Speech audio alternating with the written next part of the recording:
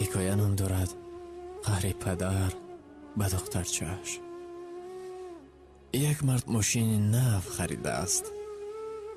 صبح سحر از جایش خسته به نزد ماشین می رود و می بیند که در آن جای دخترچه خردسالش به در ماشین نوشتجاتی را نوشته ایستاده است.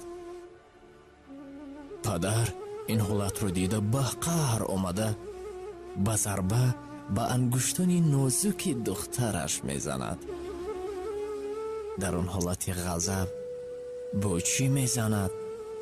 او همین قدر با علم زده بود که دست دخترچه‌اش شکستنش را هم ندانسته بود.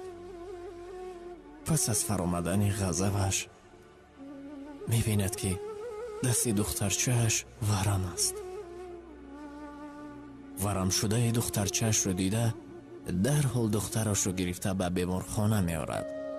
دکتران با پدر دخترچه میگویند که استخوان‌های دستش میده شده است.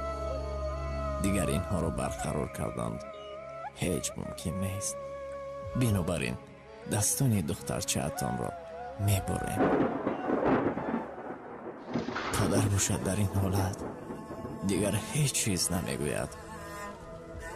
پس از جراحی دخترش را به دیگر خانه میگذرانند و به پدرش میگوید که میتوانی بروی دخترت را ببینی. پدر به نزد دخترش در آمده دخترچه باشد با نگاه شیرینکش به پدرش گفت: دادا جان، اگر انگشتانم باز سبزیده برایند دیگر به ماشینتان نمی نویسم.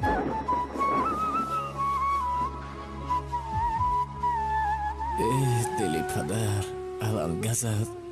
او چی کردنش را نمیدانست. برای گرفتن علم به حولی بیمارخانه برآمده و ماشینش را لحت و کوب میکرد. لیکن دیگر چی علاج؟ ناگه به در ماشین چشمش میافتد که در ماشین چی نوشته از دخترچه‌اش که دادا جان، من شما را دوست میدارم.